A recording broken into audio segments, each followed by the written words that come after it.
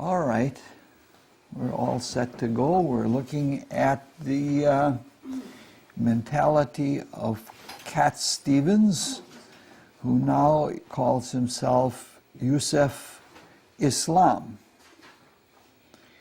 And this is the horoscope of a religious apologist. And a religious apologist is an intellectual defender of the faith. However, when we look at Cat Stevens, his life and his horoscope, he's not a highly intellectual individual. Mercury is of only average strength. Jupiter, which represents the ideational mind, is of sub-average strength. The moon is strong, but it's more involved with the emotionality than with the mentality. There are 5 planets and the ascendant in air signs, but the planets that are in the air signs are mostly emotional planets, and they're not mental planets. So when the emotionality is stronger than the mentality, and it has a direct influence over the mind, that's the case here, because Mercury is in a highly emotional sign, Cancer. And therefore there are emotional biases to the mind. Now the concrete mind, as we've been saying all along, is in almost all cases ruled by Mercury. And Mercury always tends to serve. And when it's in watery signs, it's serving the emotions, probably more than it is good for the best use of the concrete mind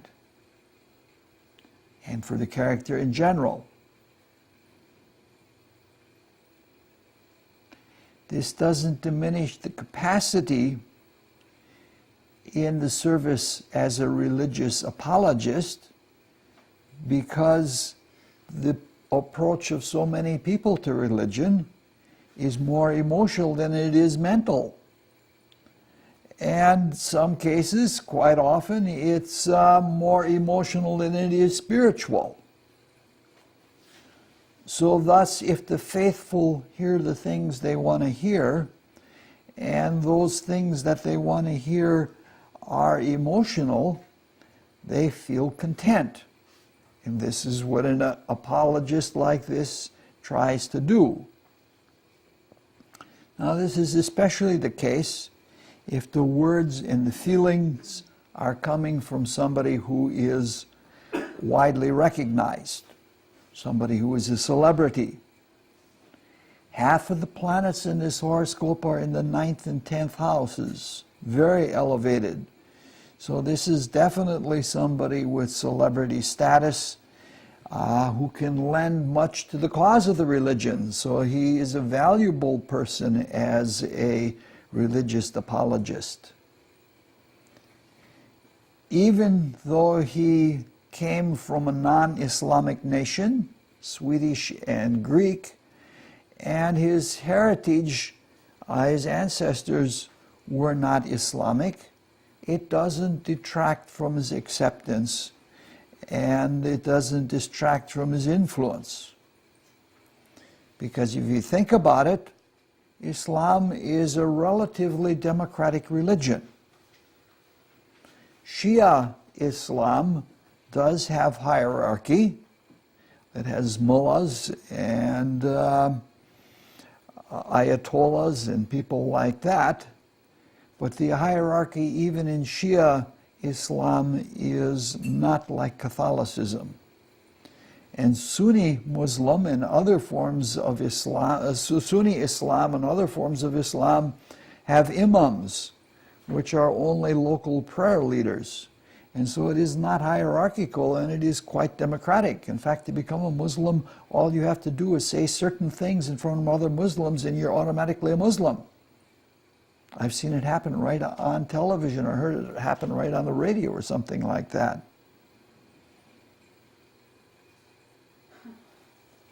His emotional mentality doesn't distract from his capacity to serve outside of the faith, because most people don't think with theological profundity, and he has never professed that. So there are indeed some profound Muslim thinkers. Seven Husayn Nasr is a brilliant and very profound thinker, both theologically and in all different types of spirituality. He's brilliant and he's very spiritual himself. But probably more people know Yusuf Islam than know Seven Husayn Nasr. There have been great geniuses and poets in Islam, such as the ecstatics like Rumi, for example. But for the most part, Islam has been rather simple. It doesn't have a lot of complexities. There are lists of do's and don'ts, but it doesn't have all kinds of theological niceties. Now, Cancer and Libra are probably the most sentimental signs in the zodiac. Thus, when we have Mercury in Cancer square to the ascendant and square to Neptune in the ascendant in Libra, this is a mind then that is permeated by sentimentality. It's probably a nostalgic mind with an eerie quality about it from Neptune that is convincing and genuine for an apologist. You can't be an apologist for something unless you really believe in it. Mercury gets its disposition from the moon who rules Cancer. The moon is at home in the fourth house where it is located because it's that kind of almost unconscious mind, or the personal subconscious mind. However, the moon is also in Aquarius, where it is not really itself, because Aquarius is very impersonal and very erudite, and that isn't so copacetic with the moon. It gives it a universal kind of feel to the subconscious, and that is in turn distributed to the conscious mind through the rulership of Cancer by the moon. But it does give him some universal appeal, but it's not a standard situation by any means. Now there is a trine of the moon to Mars, and that's the strongest aspect in the horoscope.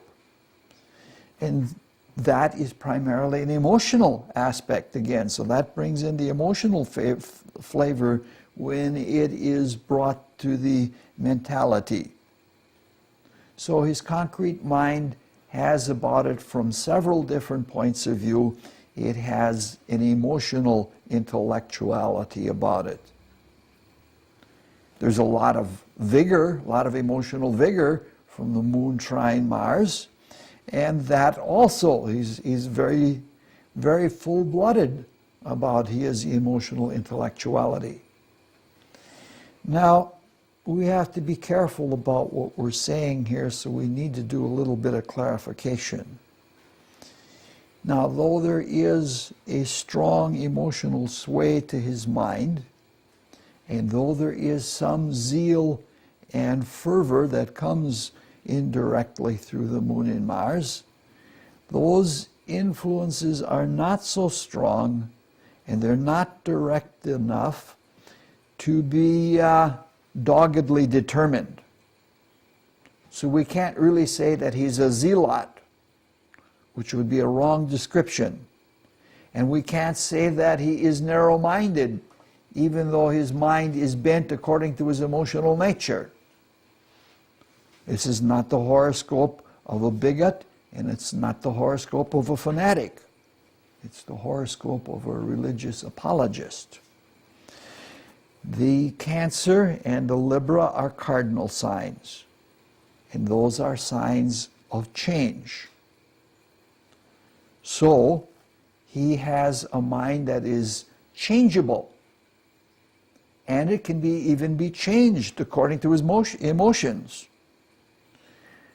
From all of this, I'm inclined to think that he's probably more open-minded than he is closed. Now, without progressive spiritual experience and soul growth, religious thought tends to stagnate. There is a quest for eternal truth, but in religion, that quest tends to be a codification of how one should act and how one should believe, so that with time a religion becomes quite a codified thing. And there are some that would try to think that the codified religious behavior is something that should stand forever. Now, in reality, the universe is a closed system. We can't escape because we are ultimately at one with it. We are synonymous with the universe. Now, even though it's closed, the potential that it draws on from the absolute is open-ended. Thus, there is infinite and eternal potential even in the closed system, which is a lovely system that we are in, because it means there's going to be feedback no matter what we try, and we're free to try anything, and there's no limit on what we can try. There is a limit in ourselves about how great or small we can manifest things, but the ultimate reality, there is no limitation. Now, in everything in the cosmos, including the cosmos itself, there is a cyclicity. Things come to birth and go through their cycle and die within the absolute, within that potential to be. The cyclicity is understood differently by different kinds of beings. If one is awakening divine genius within, the cyclicity means returning to the source, to that pointer or that focus of the absolute in ourselves. And it means being periodically renewed with creative vigor and with a divine zest for life, because everything is all new. Now, someone is shallow and insecurely tries to establish a permanent dogma to stand for eternal creation and redemption. It becomes tired very quickly. And it becomes tired also in a cyclical way. Because if you look at most theological arguments, they're circular arguments. We've all been in those arguments. They're called religious arguments, that they tend to be circular. Now, Cat Stevens seems to have both tendencies. Both the tendency to be creative and the other tendency to follow circular arguments. He does not seem to seek permanence in dogma when we look at his horoscope. He has only 3 planets in fixed signs, which would tend toward permanency and toward dogmatism. And of them, only the moon is strong. And it, with Mars, tends towards vigorous change. And the moon also is changeable because it's in that vacillating opposition with the sun. The other 2 planets in fixed signs are Saturn and Pluto. And they are planets in themselves that tend toward fixity in a fixed sign especially, but they're weak, so he's not a fixated individual. Now, the moon and Cancer are the planet and sign of spinning and of weaving. So with Mercury in Cancer, there is some tendency for him to spin his wheels emotionally. The mind cannot get traction in the realm of emotions. And so not only when a person has Mercury in water signs is there a tendency to subjectivity and emotionality, there tends to be no traction. And so the mind sort of just spins its wheels. And again, because Mercury drives its disposition from the moon through Cancer, and it is therefore disposed by the moon, it is also at the same time deposited by itself, because Mercury rules Gemini, which is on the cusp of the 9th house, which is where Mercury is found. Now the cusp of a house is like a door. It signifies an entrance to that field of opportunities. And the ruler of the cusp is like the key or the handle which opens that door. So when there is self-deposition, Mercury opens the door to itself. But this is in effect saying that the door to thinking is a self-starting or a self-determined quality in his concrete mind. So this is in effect another kind of circularity. He thinks to begin thinking, and he thinks what he was predisposed to think in the first place. So this is a spinning its wheels and revolving in emotions and revolving on its own ability to stimulate itself. So the active Mercury then reflects back to the Gemini cusp in the way that resonance always works, and we see again that another kind of spinning. Now in a way this is like the world that we see around us. The world appears to be a fairly solid place, and we live in it and we're pretty secure in it. But actually it's a world that is produced by spinning and vibration. And that the vibration and the spinning is so fast that it gives a simulation of solidity. You know, from the physics of Planck's constant and all of that, all of this solid stuff is really mostly fields. And it's mostly fields that are going so fast that they seem like they're solid, or that are produced by particles that are moving so fast that they seem solid, or what appear to be particles.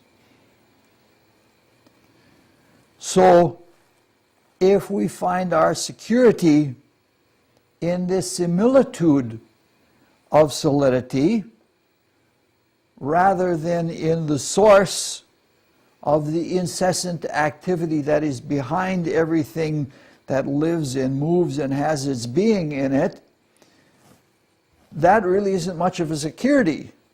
We're just dealing with something that is temporary and that is somewhat illusory in its nature.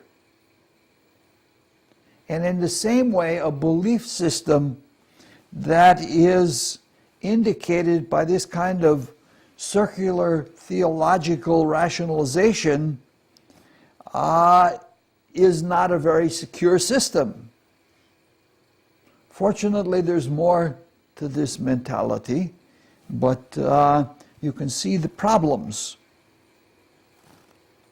Planets in a house are like furniture or appliances or people in a room. When the door is opened, one has access to utilizing them directly, even though they may be indirectly active through ruling other houses. Now, the relative strength of a planet is the same whether it's functioning directly or indirectly.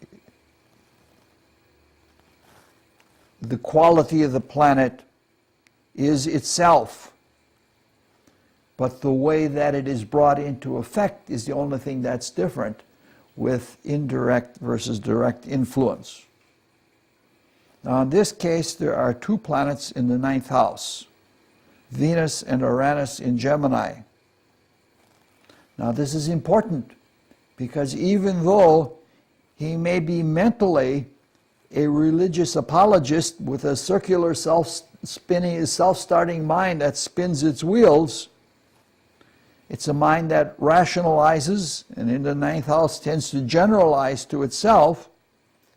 His religion for himself is not based on that alone.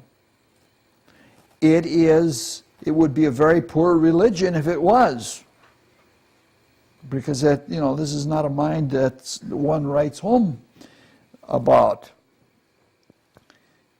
I suppose there are religions that are based on circular self-justification, but they're not really much of a religion in a theological sense. Now, it's important that Uranus is one of the planets in the ninth house, the house of religion, because this indicates that at least some of his religious experience is based on intuition. He has intuitive experiences of a religious nature, and that is what his religion is based on. But it's very hard to take spontaneous intuitive emotions and verbalize them. So when he goes to use his mind, we get what comes from the mind. Now, both Uranus and Uranus and Venus are in Gemini, which means that they are both deposited and disposited by Mercury. This means something like the concrete mind does more to just feed on itself in cyclical thought.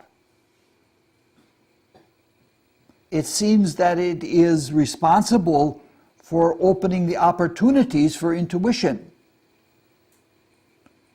And those intuitions, when they come in, since they're so closely connected to Mercury, they might even increase the turbulence or the gyrations.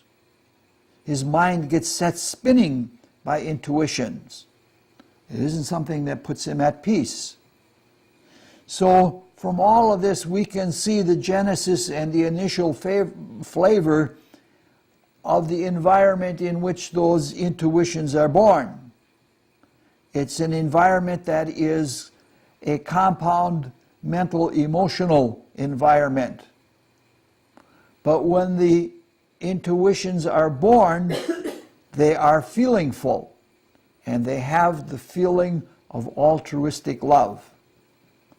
That's what Venus-Uranus aspects have in their best way, the quality of altruistic love.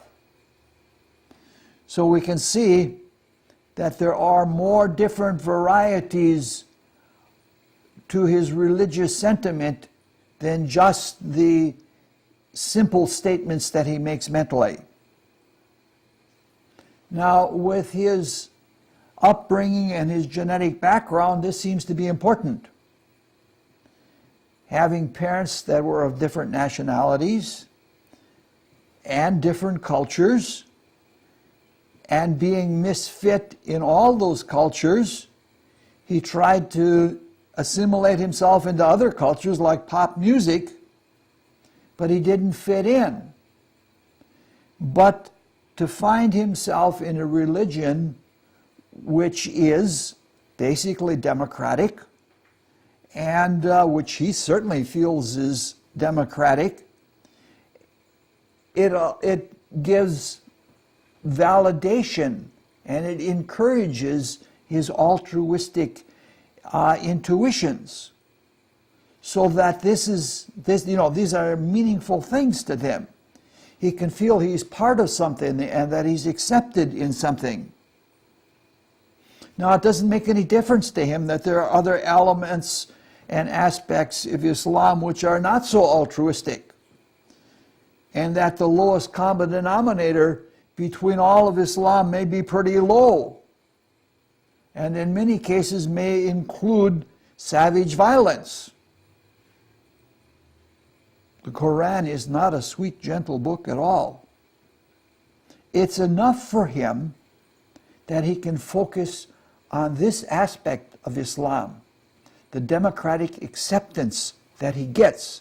This is why he assimilated him so much into Islam that if you see pictures of him or if you see film clips of him, he looks like he was born and lived his entire life in an Islamic culture. The way he carries his hair, the way he trims his beard, the clothing that he wears, and even the way he walks. It's like he's been a Muslim all of his life, and that he's part of that he's always been part of that culture.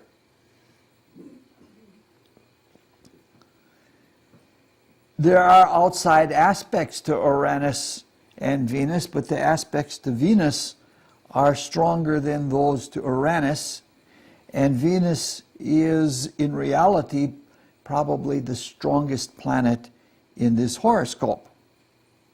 So the love is experienced more than the pure intuition of Uranus taken by itself. So this is someone then that has intuitive experiences but feels that he belongs to a religion that is a religion of love. Now, if you are a religious apologist, it's easier to communicate a religion based on love than it is to communicate one that's based on intuition, because intuition always seems subjective, at least to the outer world it does. Now, in this, it doesn't mean that Islam is objectively a religion of love. Doesn't mean that at all. But to him, it is. And for him, it's enough. It's enough so that I think that some of the very dangerous things that are coming out of some small sects in Islam, I think he just doesn't think that they're really part of the fold. Now, there's another thing that we have to mention, and I'm only mentioning it to stimulate further thought and investigation on your part so that you can come back and say, well, I thought on this, or I looked on this further, and this is what I came up with. In the written mentality brief that was just handed out, it's mentioned that the position of Mercury shows something like the concrete mind having to do the work of the abstract mind. And I give enough of a description of what that means. But one of the results of this is that concretions, which represent abstractions, are handled as though they were the abstractions themselves. Thus, when he has Uranus in the 9th house, this also seems to detract from the ideation process. This is not a strong ideator. So from the mind, he is taking the ideas and treating them as though they were facts. Or the concrete things are, the concrete facts or thoughts are being treated as if they were ideas. So this is like saying that intuition takes the place of ideas, and that both the ideas and the intuitions are shunted to the concrete mind. And therefore there is not much focus on ideas at all. All right, that's something to think about. That's undeveloped thought that far. Neptune in this horoscope is almost exactly conjoined to the ascendant. Unless somebody is present at the birth and has one of those new radio watches that's attuned to the Bureau of Standards, and unless someone is watching very carefully when the first breath is taken, it's very hard to know the exact time of birth. Doctors and nurses tend to look at the clock or at their watches when they can, which is usually after the heat of the excitement is over. And to them, the exact moment of birth isn't as important as the health of the baby. So you really can't blame them if there's not an exact time of birth. So in most cases, one can't be sure of the exact aspects to the cusps. A careful rectification can sometimes give you exact cusps, but it's not an easy business. But in any case, Neptune would still be conjoined to the ascendant if he was as much as 10 or 12 minutes earlier or later in his birth, but it just wouldn't be exact. Now, when Neptune conjoins the ascendant, there is great sensitivity to the environment. One is almost overwhelmed by the environment. And that sensitivity is either psychic or spiritual or both. Some people with Neptune rising are so sensitive that they are aware of beings and things in the environment of which others are completely unaware of. Now, Cat Stevens seems to be such a person.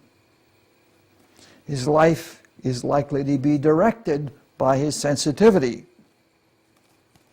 He has made major decisions about the direction and course of his life on the basis about how he felt about documents that were given to him.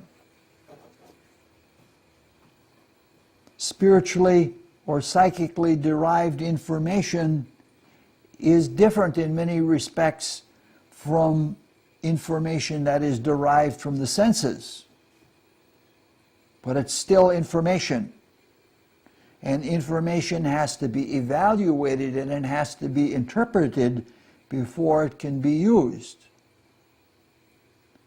Intuition, whether it's the Neptunian kind of intuition or the Uranian kind of intuition, is a direct manifestation of truth. And those intuitions frequently give us an impetus to action. But when we are in the dense physical body, and when we're still imperfect, our experience of these manifestations may be imperfect. Now, Neptune conjunct the ascendant is likely to indicate psychic or spiritual awareness. But the psychic and spiritual worlds are very different from the dense physical world. And the corresponding physical personality is not really copacetic with the true nature of Neptunian things, which could never be manifest here totally, because there's too much limitation for pure Neptune or pure Uranus to be manifest here. So what I'm trying to get is that you have to be very careful about misinterpreting Uranian and Neptunian's things and confusing what they really are. Neptune especially is a planet of confusion. Now, our dense physical bodies are marvelous instruments, and they have a very high degree of evolutionary perfection. Moreover, most of our waking self-consciousness thus far in evolution has occurred in our dense physical bodies. That's not to say that we aren't awake or spiritual in the inner worlds, but the actual awakening to self-conscious awareness of things happens primarily when we are here. So you can see that by long-term experience of waking self-consciousness having the effect on our current state of waking consciousness, to think that this is the way things are, and this is the way self-consciousness comes. It comes in the way that things come to us in the physical body. Now, our experience here is very good experience, and it's experiences that we can test, and we've done a good job of that. In fact, we even have a tendency to get stuck in doing just that. It works. I once had a discussion with one of my physics professors, and I put forth the spiritual way of things, and he said, that may well be true, but what I'm doing works, and I don't want to risk everything on something that is that unknown when what I am doing works. Now that's a perfect example of a reason why a lot of people stay with materialism and with a materialistic outlook. So Neptune conjoined the ascendant may indicate a spiritual sensitivity, but bringing that Neptunian spirituality into the dense physical body subjects it to materialistic confusion because of the way we have awakened our consciousness. Now, Cat Stevens is much more adventurous than the professor is, but he's not, it does not seem to have been able to have gotten beyond spiritual materialism. Has he been able to do that? It doesn't seem that way. That's an important question, and it's probably a matter of degree, but it does not appear that he has been successful to a great degree. He doesn't have that otherworldliness, for example, of a Rumi or of a Steiner or somebody like that who has a kind of consciousness that, yes, it refers to this world, but it certainly isn't like this world. It's more like a world that is vastly different than this one. Now, the reason I say this is because his writings and statements have been dogmatic, and the dogma is like spiritual materialism. And by that I mean it is to construe spiritual reality to be of a character like to that of material reality. The grossest things being picturing God with a beard, which I don't think that Cat Stevens has done, but that the reality is like that. This is very ironic because Islam wants no material representations of divinity at all. But that doesn't mean that it isn't subject to spiritual materialism. Now, this is not meant to be a condemnation of Islam, because Islam is no different in this respect than most of the religions of the world. In our time, most of the religions of the world are forms of spiritual materialism. And this is not meant to be a condemnation of Cat Stevens, because he really is a fine fellow with high values and good intentions, and he wants to be altruistic, and he is true to those altruistic sentiments as much as is possible. And even though he is subject to the condition of spiritual materialism, it isn't forever. As we said, the square of Mercury to the ascendant and to Neptune is in cardinal signs, and those are changeable signs. Now it seems that we are on the brink of awakening to spiritual consciousness of those inner worlds, and we're all going to have to face the same problem that Cat Stevens is facing. We're going to have to learn to discern the false aspects of spiritual materialism while we maintain the kind of objectivity that we learned within matter. We've been in exile from those spiritual worlds, and we've learned a very good objectivity here. But we have to learn to apply that objectivity to other kinds of spiritual worlds. So we have to learn to discriminate. And we have to come to a more spiritual interpretation of Neptunian experiences than that of spiritual materialism. Now, Mercury-Neptune afflictions are often aspects of confusion thinking one thing is another. I have Neptune conjoined the ascendant, and it's sextile to Mercury, but it's opposite to the moon.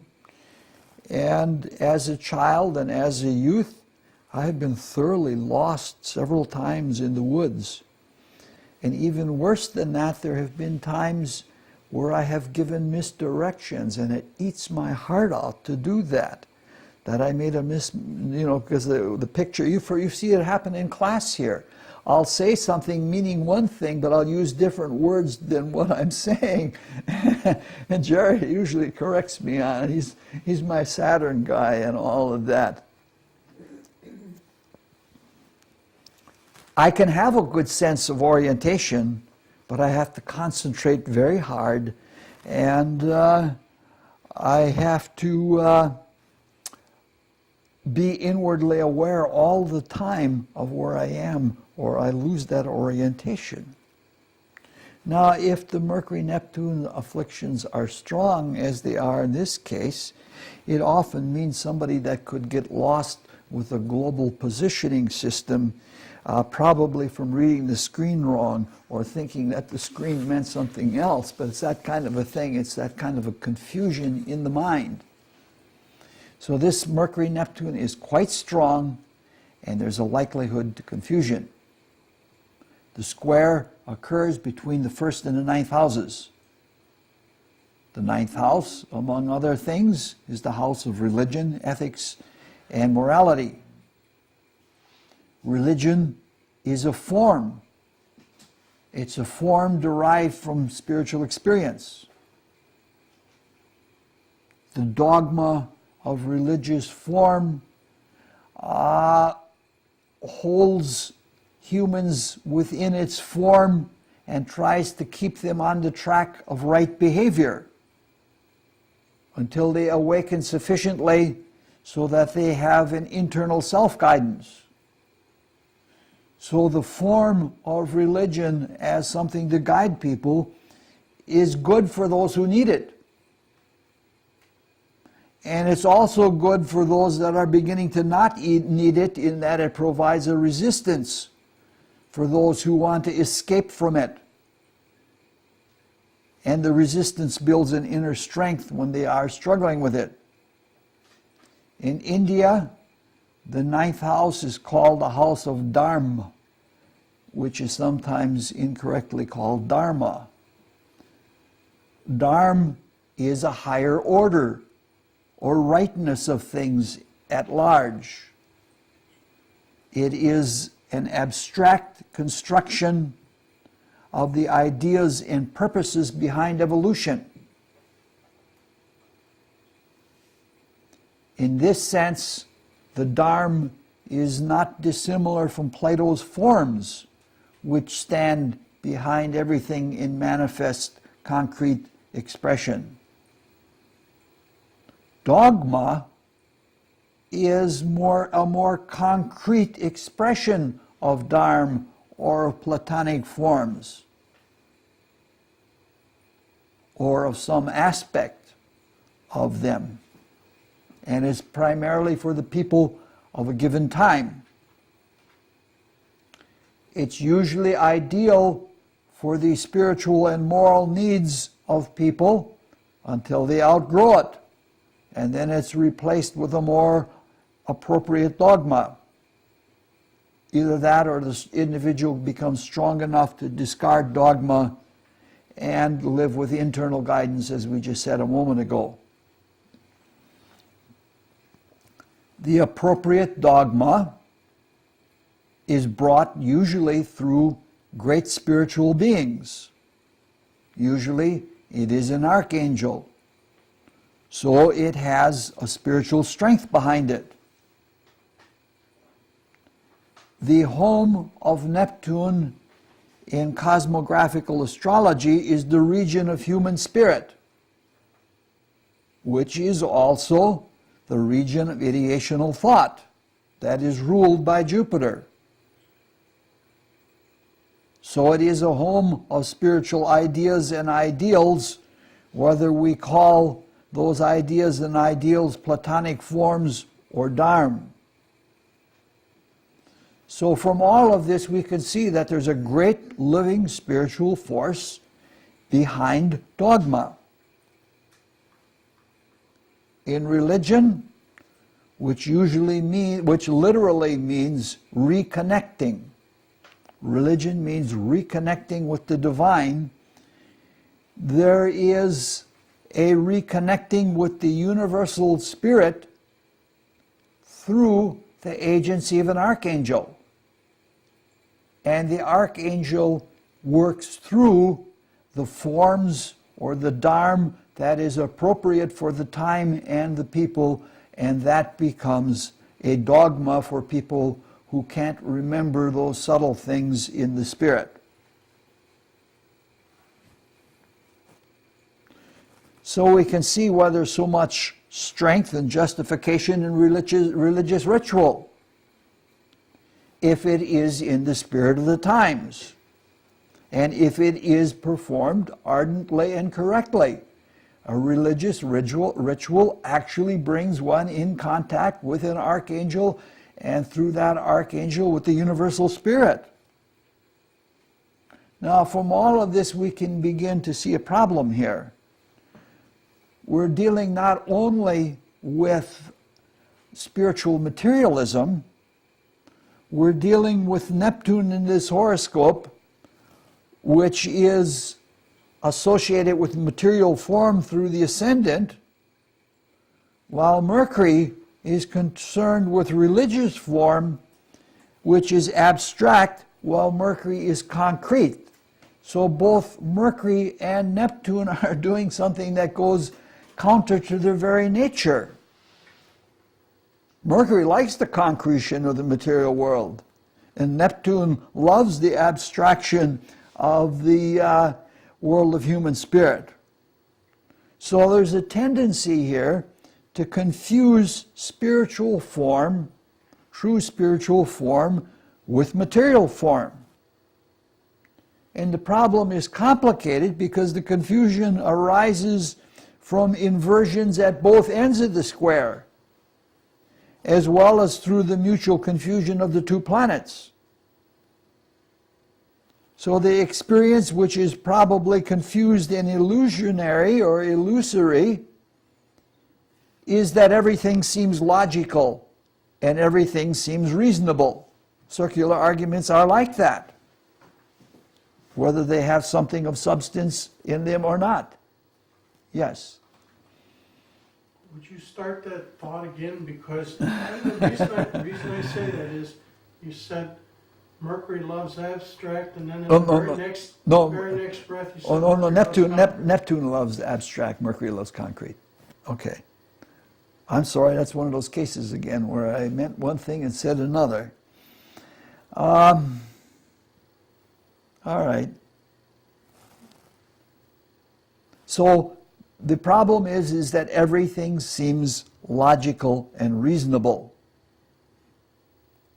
This is like worldly wise thinking, that the law that is God's will is as simple as ABC. That's a form of taking something that is profound and deep and very difficult to understand and making it as simple as ABC. And that's the kind of illusion that he is subject to. Now, it's difficult to argue with this kind of outlook because the mental consciousness sees everything with this confusion and inversion.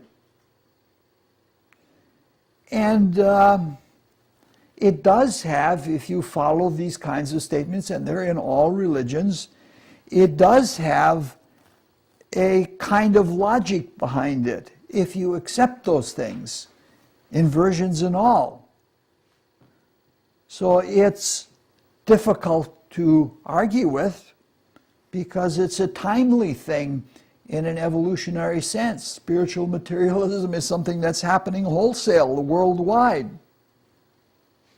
Even people who are supposed to be different, like the New Agers, are very subject to it.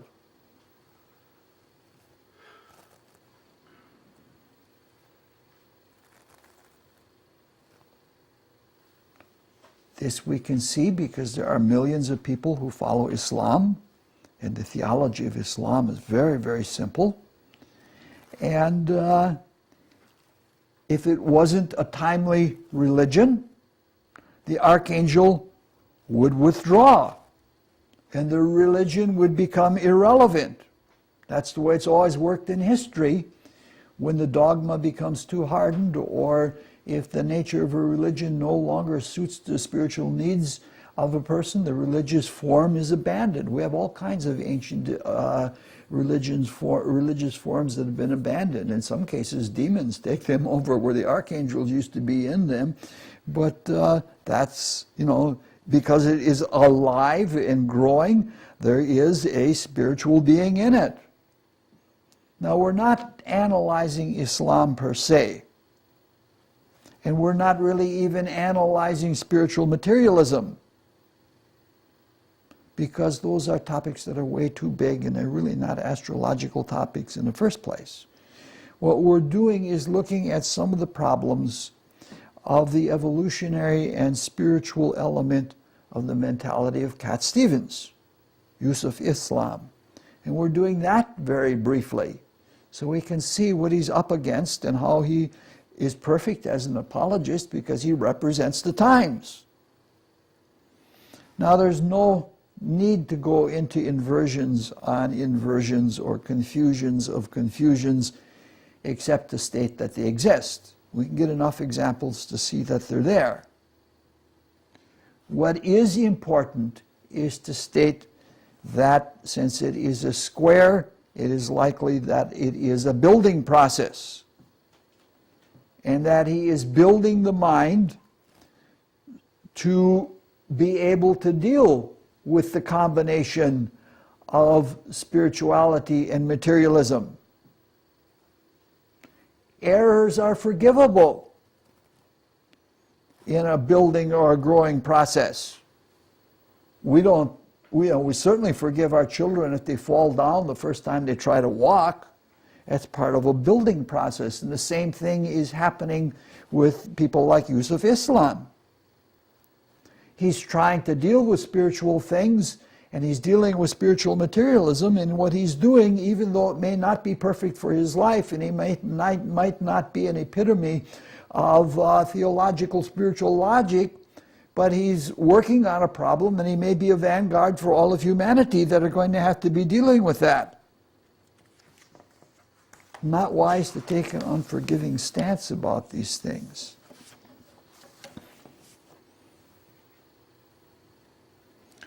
His conceptions and even his misconceptions are forgivable because he's under the effect of spiritual experiences of which he's not in control. Things from the spiritual worlds have a strong feeling even if we misunderstand them or misinterpret them. For that matter, Iranian religious and moral intuitions are the same way. In this case, they're likely to be benign. And he knows that and he feels that even though he might be under the sway of Neptunian materialistic illusion. Now, in its changeability, this is not the person who is a dangerous, hard-set fanatic, though he could very well make egregious errors under some temporary misconception. This is not somebody that is a hardened person. Now, there is a peculiar consistency in this mentality that runs throughout the mentality. By that, it is not meant that it is logically consistent or that it is rigorous, because we know it is not.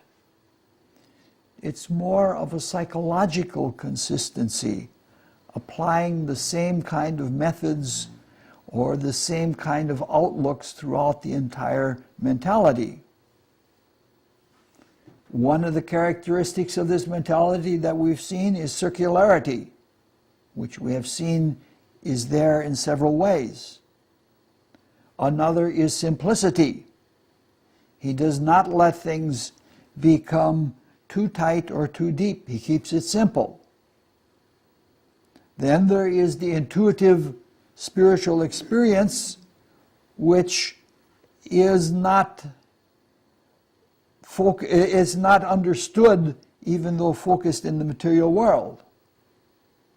Another thing that's common to this mentality is high-minded, idealistic intentions, a higher purpose, even if it is epistemologically incorrect. It's still positive and it's still a good force for the world. I'm sure that he exhorts other people to better living. Now, these are all good things for the mentality of a religious apologist, and they serve him well in a career to which he seems to be pretty faithful. So it's not surprising that we find these same characteristics in the abstract mentality at the same time. Jupiter is in its home sign Sagittarius, so his ideas are naturally religious and philosophical ideas. His ideas are extremely positive, and they're ethically inclined. And he's generous in his outpourings. And all of these things come to him naturally, second nature, because when a planet is in its home sign, the qualities of that sign just come out with no resistance at all, almost. However, in terms of the houses, that is, in terms of the opportunities to which those qualities of Jupiter are applied, Jupiter's out of place. And Jupiter's out of place in a way that's similar and complementary to the way that Jupiter is out of place. Mercury. Mercury, I'm sorry. Catching me there. Mercury is in Jupiter's abstract rulership. An abstract opportunity that is an abstract detriment. And Jupiter is in Mercury's abstract rulership of the third house. Mercury, we saw, was handling concrete thoughts as though they were ideas. Jupiter seems to be handling ideas as though they were facts, as though they were data, something of that nature, as though they were concrete thoughts. This is another form of spiritual materialism, taking something that's transcendent and universal and treating it as though it were something concrete, something like speaking of ideas as if they were loaves of bread or something like that. So this same kind of spiritual materialism does not seem to be a misunderstanding of spiritual experiences as much as it is a habit of simplifying, taking ideas and putting them into worldly wide things to communicate them clearly. I'm sure that the people to whom he communicates very clearly. He's probably not a beginner as a religious apologist. There are too many things here that there's so much consistency in this mentality that it looks like it's been practiced before. Now there's something else about Jupiter in the third and its aspects that are similar or parallel to the condition in the ninth house. We saw earlier that the Venus-Uranus contribution was intuitive and that it brought altruism. We noted then that he was genuinely sincere in his altruism, whether it was expressed through rigorous logical theology or not. From the very strong trine of Jupiter to Saturn, which is Jupiter's strongest aspect, we can see that he is a good and faithful friend. He's likely to treat his friends well in all things great or small. Saturn also forms a fairly strong sextile with Venus, which ties his loving feelings and his faithful loving feelings to altruism.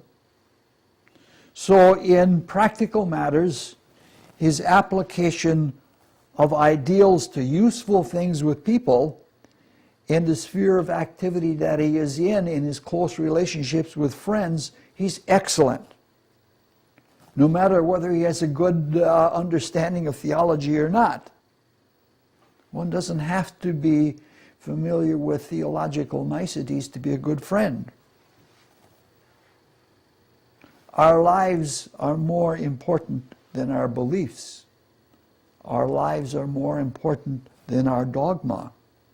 Even though we expect something from somebody who is a communicator as a religious apologist, maybe that expectation isn't fair. With Jupiter in the third house, his communications are likely to be copious. They're likely to be plentiful. He's not only an apologist for Islam in troubled times, he's also an apologist for himself in troubled times. Because you can find him on the web. He has tried to explain to his entertainment followers, his fans, why he has converted to Islam. And so he has to be an apologist in that way to the people who followed him. His communications and his apologies are also resonant to the Jupiter opposite Venus. In the Jupiter sextile, Jupiter trine Saturn, he tries to be fair and express things with some sense of proportion. But in the Jupiter opposite Venus, there's some tendency to be careless about boundaries, and there's even more tendency to become sentimental, which runs throughout this mentality. And there is some tendency to want to express soapy emotional religiosity. And we've all met people like that. Their basic nature is emotional. They're likely to get carried away in a harmless way, usually about religion, and when they feel free to do so. That's all right. It isn't perfect, but it's all right. Now, there are similar parallel psychological consistencies in the reflective mentality indicated by the moon, but I just did not have time to delineate them or integrate them into this whole, so it will be up to you. It'll be your assignment for which will never be called in. And that's it for tonight. Next time we go to the extreme opposite, the mentality of Simone de Beauvoir, who was pinpoint accurate and knew all of those philosophical niceties. Before I'm not certain that that's what you stated, but it certainly sounded like you had started with the... I may very well have made an error, but I think you got the idea of what I was trying to get across. That's my kind of looseness. I'm not always right there I'm a little careless in my own way because I have Mercury square to Jupiter, and I sometimes get excited, and even though I've got in the notes right in front of me, I got the symbols right there of the planets, but it's like the last one is still clinging in my mind or something like that, and I use it rather than stopping to read what's in the notes. I'm sorry if it's confusing. Yeah. Okay. All done. Okay. Yeah. Yeah. Yeah. Yeah.